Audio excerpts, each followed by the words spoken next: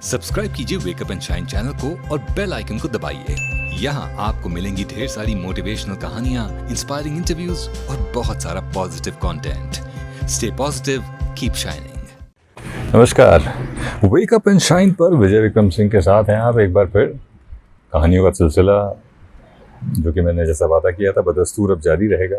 एक स्कूल में एक बच्चा था और एक दिन उस स्कूल के टीचर ने जिस क्लास में वो बच्चा था उस क्लास के सभी विद्यार्थियों को कहा कि मेरे पास ये 100 रुपये का नोट है, मैं ये 100 रुपये का नोट उसको दूंगा जो मुझे बताएगा कि इसके साथ वो क्या करेगा। सब लोग बताएंगे, जिसका जवाब मुझे अच्छा लगेगा मैं उसको 100 रुपये का नोट दूंगा।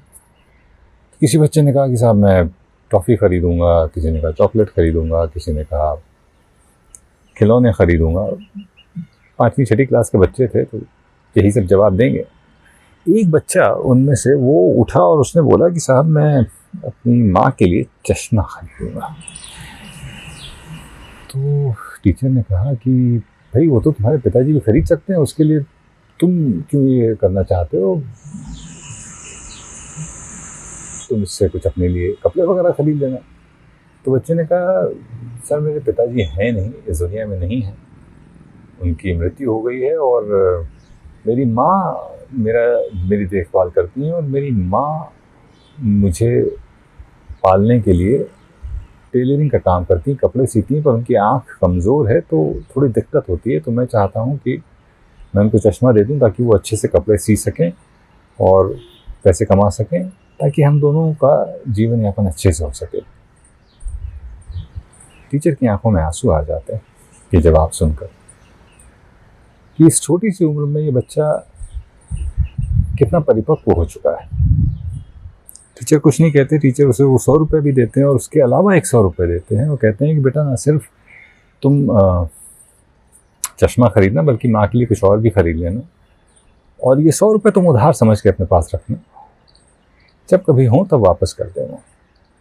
वो बच्चा रख लेता है वो पैसे, खूब पढ़ता लिखता है और स्कूल से बहुत अच्छे अंकों से पास होकर निकल जाता है। एक वक्त आता है 20-22 साल बाद जब उसी स्कूल के सामने एक बड़ी सी गाड़ी आकर रुकती है, लाल बत्ती वाली गाड़ी। उसमें से एक आदमी निकलता है, ऑफिसर जैसा, अच्छे कपड़े पहने हुए, और वो सीधे जाता है और एक बुजुर्ग टीचर के पैरों में गिर जाता है।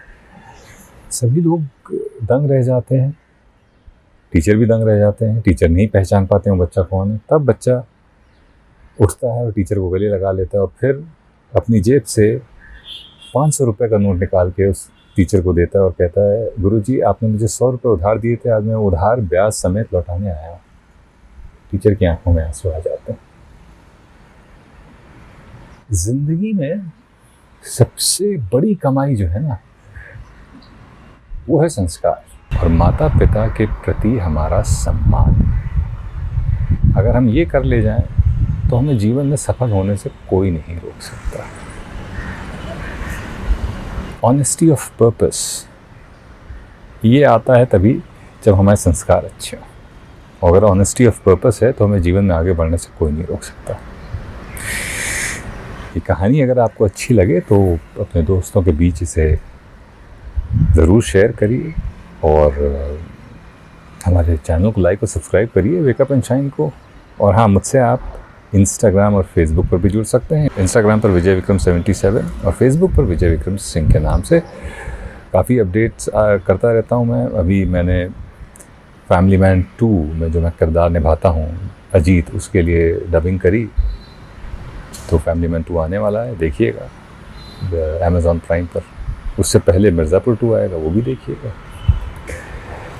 वेकअप एंड शाइन पर विजय विक्रम सिंह के साथ है। नमस्कार। सब्सक्राइब कीजिए वेकअप एंड शाइन चैनल को और बेल आइकन को दबाइए।